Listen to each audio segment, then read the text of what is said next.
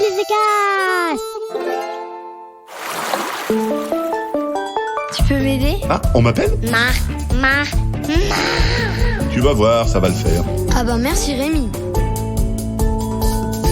Bonjour, aujourd'hui c'est la Sainte Commode avec 3 tiroirs, alors bonne fête à toutes les commodes avec 3 tiroirs. Chères poditrices, chers poditeurs, bienvenue dans votre podcast, bienvenue chez vous. Je sais pas si tu as remarqué, mais en ce moment, de plus en plus de parents se sont mis en tête de passer des vacances écolo. C'est super à la mode chez les parents. Par exemple, il y a les parents qui ne parlent que de respect de l'écologie pendant les apéros avec les copains, et puis qui vont faire des vacances écologiques au Japon, en avion, en allant à l'aéroport en hélicoptère, et qui traversent le Japon 14 fois dans tous les sens avec un énorme 4x4 diesel.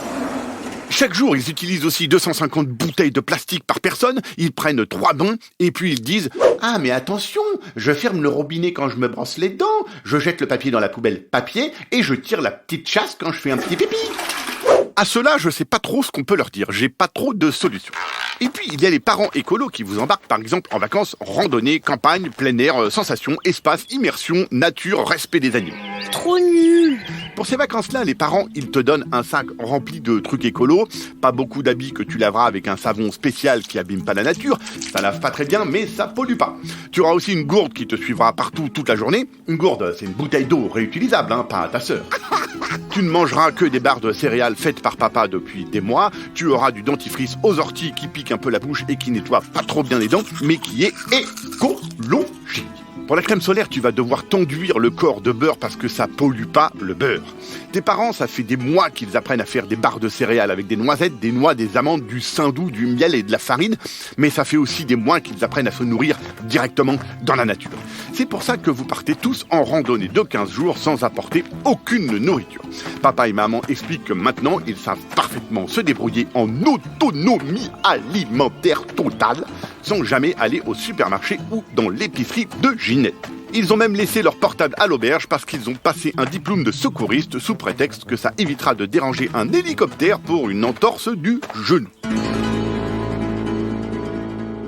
Mais ça, c'est avant de partir, évidemment. Sur place, ça se passe pas du tout comme les parents l'avaient prévu. À la première salade de racines de pissenlit, feuilles de fougère et écorce de bouleau que maman a faite, tout le monde a un petit peu vomi.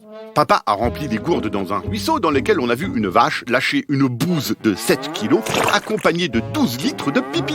Résultat, papa décide d'attendre qu'il pleuve dans les gourdes, mais les prévisions météo sont claires, pas de pluie pendant 3 mois.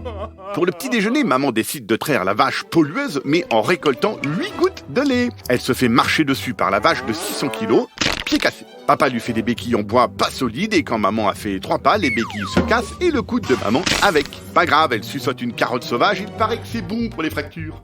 Ta petite sœur se fait piquer par les moustiques, alors maman lui fait une pommade apaisante aux orties, ça pique et ça gratte 10 fois plus que les piqûres de moustiques. Papa essaye de faire du pain avec la farine qu'il a apportée, mais non seulement il a oublié la levure et le sel, mais en plus, en essayant de faire cuire son pain à l'eau empoisonnée par la vache, il fout le feu à la moitié de la forêt. Résultat, les pompiers en 4x4, en camion, en canadair, en hélicoptère, en avion interviennent pendant 3 jours, et en plus, ils engueulent tes parents à cause du désastre écologique de la forêt qui a cramé. Voilà, les vacances écolo durent 4 jours, de toute façon, tout le monde était mort de faim. Bon alors ma première solution c'est de dire à tes parents avant le départ « Maman, papa, je suis assez grand maintenant, je vais me faire un sac à dos écologiquement responsable absolument tout seul. » Les parents ils sont toujours contents quand leurs enfants deviennent responsables, écologiquement responsables et grands, alors ils te laissent faire. Toi, tu prépares 2 t-shirts, 2 culottes, 2 paires de chaussettes, une casquette pour le dessus de ton sac à dos. Par contre, en dessous, tu vas mettre ta console avec une batterie de rechange chargée, des paquets de chips, des bouteilles de soda, des barres chocolatées, un vrai savon qui t'évitera de sentir le vieux poney pendant 4 jours. Et puis, quand tes parents partiront récolter des orties et des écorces comestibles pour faire une bonne salade qui donne la diarrhée, toi, tu te boulotteras de bonnes chips au goût barbecue. Sinon, deuxième solution, c'est de demander à aller en vacances chez papy et mamie. Tranquille, pépouze. Ils sont écolos, eux aussi, mais dans les placards, il y a des chips et papy, il va faire ses courses en brouette. Allez, merci qui ?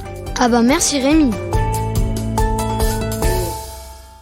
Un podcast original, Billy the Cast.